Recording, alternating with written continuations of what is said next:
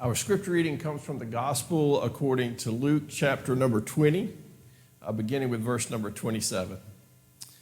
Some Sadducees, those who say there is no resurrection, came to him and asked him a question.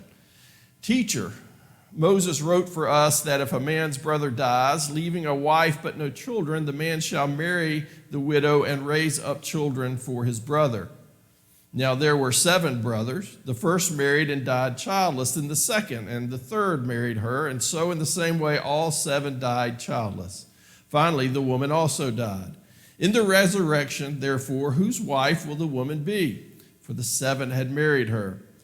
Jesus said to them, those who belong to this age marry and are given in marriage, but those who are considered worthy of a place in that age and in the resurrection from the dead neither marry nor are given in marriage. Indeed, they cannot die anymore because they are like angels and are children of God, being children of the resurrection. And the fact that the dead are raised, Moses himself showed in the story about the bush, where he speaks of the Lord as the God of Abraham, the God of Isaac, and the God of Jacob. Now he is God not of the dead, but of the living, for to him all them are alive. May God bless the reading and hearing of this word. May we hear in it a word that is to us and for us on this very day. In 1989, Don Henley collaborated with some friends to write and perform the song, The Heart of the Matter. The popular song was about a man who discovered that his former lover, had moved on and found someone new.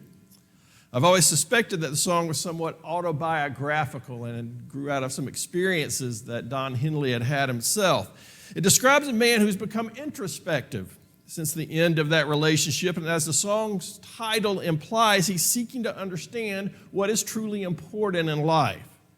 Now, I will neither sing the song this morning nor recite all of its lyrics, but I have pulled some selected lyrics out for you. If you know the song, maybe you can catch the tune in your head. The more I know, the less I understand. All the things I thought I'd figured out, I have to learn again. I've been trying to get down to the heart of the matter, but everything changes and my thoughts seem to scatter. But I think it's about forgiveness. There are people in your life who've come and gone. They will let you down. You know they will have hurt your pride. You better put it all behind you, baby. I don't want to take any poetic license with his song. Because life goes on. You keep carrying that anger, it will eat you up inside. I've been trying to get down to the heart of the matter, but the flesh will get weak, and the ashes will scatter. So I'm thinking about forgiveness. In a rock and roll version of poetry, he reflects upon the certain truths that we will age, and we will experience the vulnerability that comes with that aging. And indeed, he reflects as he sings, the ashes will scatter, that our journey will come to an end. Or as someone else famously said, no one gets out of this life alive. With that in mind, we must be careful not to carry about the extra baggage of anger and wounded pride. The song's main character and singer seems to have determined that the heart of the matter in living can be found in this letting go of things. I have no reason to believe that the song inspired the book, but some 13 years later, Marcus Borg, who we've been a part of that video series that we have been watching, wrote a book by the same title, The Heart of the Matter, and in some respects explored the same subject of discovering for ourselves what is really important in life. In an early chapter of the book, he explored the nature of faith. Faith is a word which can have as many meanings as there are people in the room. And although we strive for open minds, it wouldn't be too awful to just admit that secretly we believe that the rest of the room would be better off if their faith was more like ours. That aside, he identified 4 different forms of faith. And the manner in which they do or perhaps don't lead us toward the heart of the matter. The first form of faith is described as mental assent to certain theological, certain doctrinal statements. Borg suggests that this form of faith has become the dominant understanding of faith in Western Christianity. He deeply laments this, however, and spent much of his life and ministry trying to articulate different forms of faith. But in this angle of faith, believers are those who believe that A, B, and perhaps C, and maybe D, X, Y, and Z are true. And that believing those things, believing those doctrinal statements, giving mental assent to those doctrinal statements is what constitutes Christian faith. Through this lens, the opposite of faith is unbelief, leaving those who aren't fully convinced of the veracity of A, B, C, and D, X, Y, and Z outside of the circle. And while this may have become the dominant form of faith in many American churches, he goes to great lengths to point out that it's not the only form of faith. It's not even the earliest form of faith. The second form involves faith as a way of seeing the world. Here we acknowledge that our lives are shaped not just by what reality is, but by how we see it, how we respond to it. Here, faith involves the capacity not only to see the world as it is, but to see the world for what it might yet still become when justice rolls down like water and when the emergence of God's love wipes every tear from every eye. It was the late Rachel Held Evans who described the great vision found in the Revelation of John this way. He must have seen the tears of every sadness, hunger, and loneliness, tears of every sickness and loss, injustice and fear, tsunami and drought, rape and war acknowledged and cherished and wiped away. In one loud and colorful moment, he must have witnessed all that makes us different and all that makes us the same. Faith invites us to see the world for what it is, but also to imagine and pray and work for a world that still can be. The third form of faith is described in terms of faithfulness. The person of faith in this mode of viewing faith is the person faithful to the calling of God upon their lives, most accurately and clearly expressed in faithfulness to others. Fred Craddock tells a story which might illustrate. One of the first groups of people he ever served was in the poverty-stricken hills of the Appalachian Mountains. On Easter Sunday, they had a service of baptism in the evening. And after the candidates were all dunked in that icy water, they moved back to the shores where the other members had a fire going and were cooking and were singing hymns. After the newly baptized put on dry clothes, they gathered and the larger circle formed around them. Now, if you're an introvert like me, that may make you shudder a little bit, but it gets better. The baptized were then introduced and a little information about their lives was shared.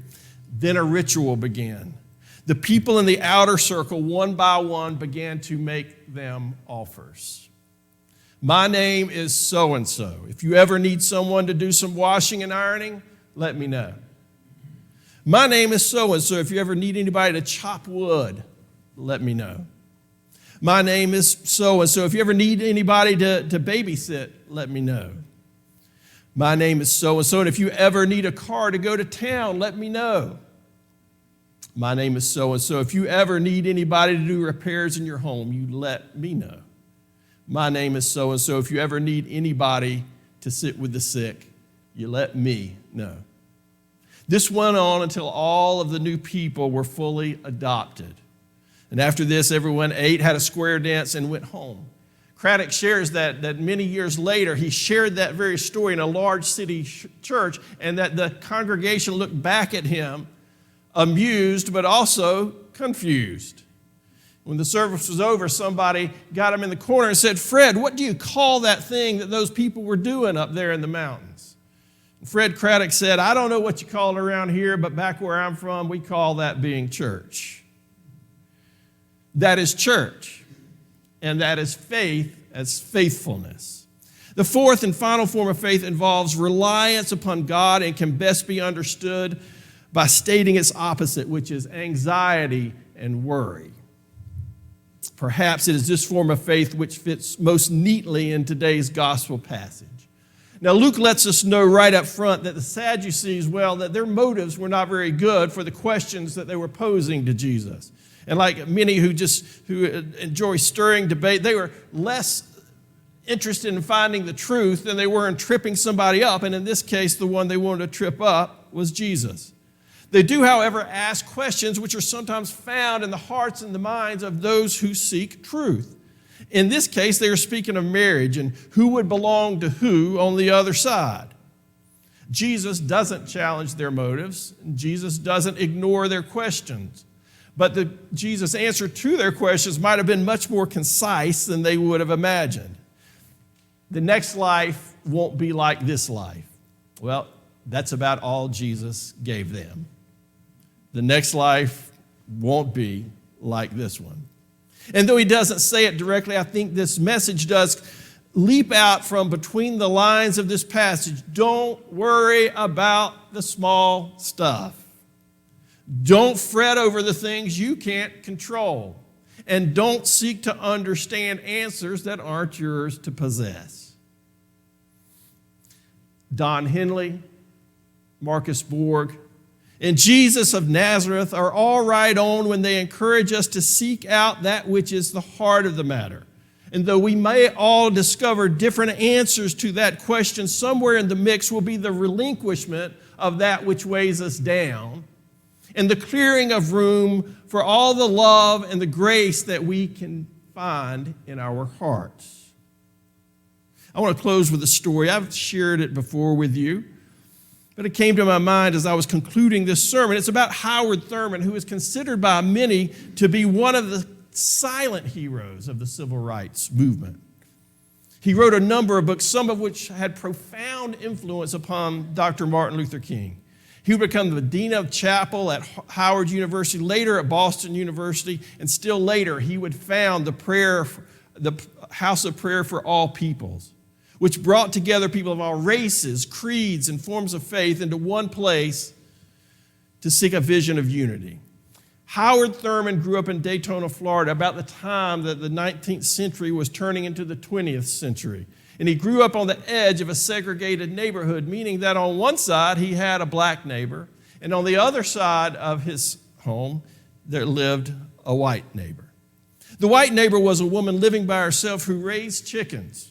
And she was so disgruntled about having black neighbors that she would take the chicken droppings into a bucket and dump them in the Thurmans' backyard. Every day, she acted out this hateful ritual as an expression of her prejudice. She did this for years, and Howard Thurman, who was largely raised by his grandmother, this was his grandmother's home, couldn't understand why his grandmother didn't rise up, go over there, and get this woman right. Many years passed, and both his grandmother and the white neighbor aged. And his grandmother heard that the neighbor was sick, so she made a pot of vegetable chicken soup with vegetables grown in her own garden. And she also took some roses, also grown in her backyard. She knocked on the door, and the white woman opened it suspiciously, but she was in such great need she couldn't resist any help coming from any direction. She ate the soup, mumbled something about it being good, and then noted the roses and also pointed out the beauty of the roses that the grandmother had set on her table. "Where did you get those beautiful roses?" she asked. Thurman's grandmother said, "I grew them in my backyard, along with those vegetables in the soup. You see, thanks to you, I have the most fertilized yard in the neighborhood. What you meant for evil, God meant for good." I'm going to finish with this. Like the aging rock and roller Don Henley, the more I know, the less I understand as well. But I will confidently say this about Thurman's grandmother. That form of deep faith in God's justice, allowing space for God's justice, that manner of overcoming hatred with extravagant love, that way of embodying grace and light in the face of darkness. That, my friends, gets us somewhere very close to the heart of the matter. Amen.